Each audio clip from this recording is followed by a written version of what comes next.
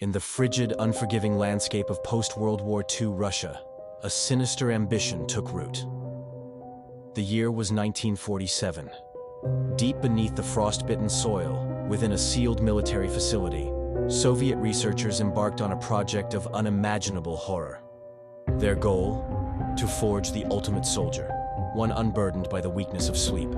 5 political prisoners, desperate and expendable, were chosen as their unwitting subjects. They were promised freedom, a glimmer of hope in their bleak existence if they could endure one impossible task: remain awake for 30 consecutive days.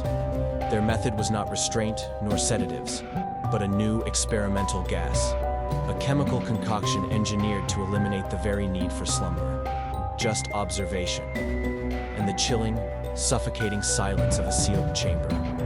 The first 3 days passed with an unsettling calm. The subjects, initially hopeful, conversed freely, their voices echoing with whispered dreams of redemption and revenge. Their conversations grew manic, fueled by the gas, yet still tinged with a desperate optimism. Their eyes, though bloodshot, glowed with a strange, unsettling purpose. But by day 5, the insidious tendrils of paranoia began to creep in, like rot under the skin. The hopeful chatter dissolved into low, suspicious tones. Accusations flew, denials were hissed, and threats hung heavy in the air. They turned on one another, their trust eroding with each passing hour. And the researchers watched. Through mirrored glass, their faces pale and drawn. Through static-filled microphones, straining to decipher the escalating madness.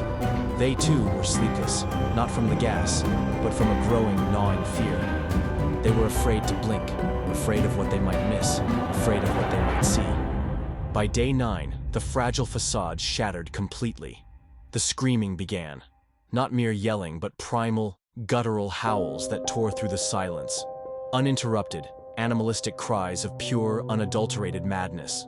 Voices stripped raw, echoing the torment within. One subject, in a desperate attempt to silence the torment, tore his own vocal cords.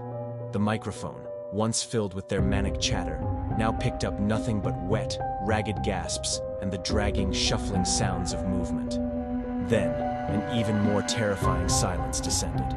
No more speech, no more laughter, not even the sound of breathing. Just the faint, chilling hiss of the experimental gas, and the cold, relentless pulse of fear that permeated the entire facility.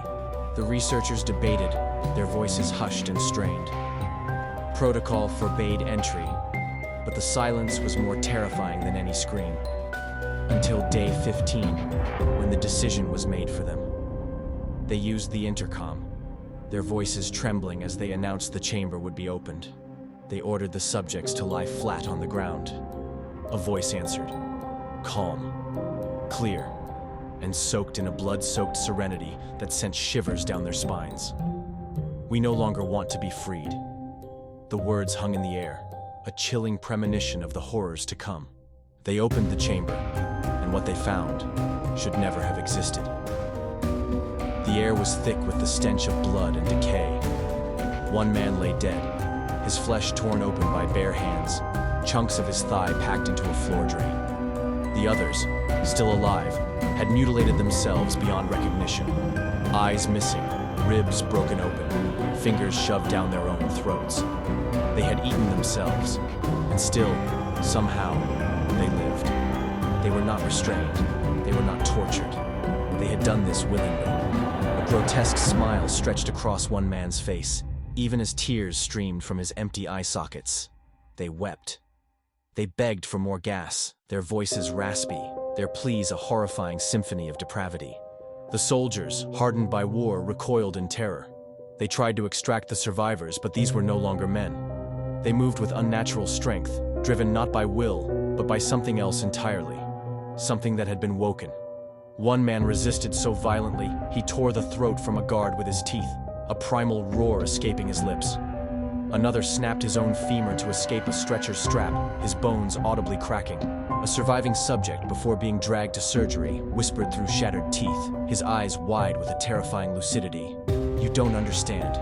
We must stay awake. We are the only ones who remember. The others, they sleep. They are gone. We are still here." When asked what he was, the subject laughed, a chilling, guttural sound, his eyes wild and wet. Have you forgotten so soon? We are what crawls out when sleep dies. We are the thing you bury in dreams. Then he flatlined, smiling.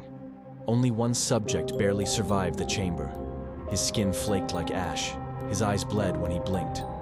They debated terminating him, a mercy killing for a soul irrevocably lost. But before they could inject the poison, he turned to the doctor, his voice a rasping whisper. "Don't put me to sleep." His gaze locked onto the doctor's, filled with an ancient, terrifying knowledge. "You'll never wake me up again." Then he lunged. The facility was sealed, the chamber buried under layers of concrete, the gas destroyed, the files locked away, classified under layers of dust and denial. But sometimes people say they hear scratching. From beneath the floorboards, from behind the walls. A low, rasping voice that says, "They sleep, but we are awake." You can believe what you want, that it was Soviet propaganda, that it was fiction, that it was just another internet myth.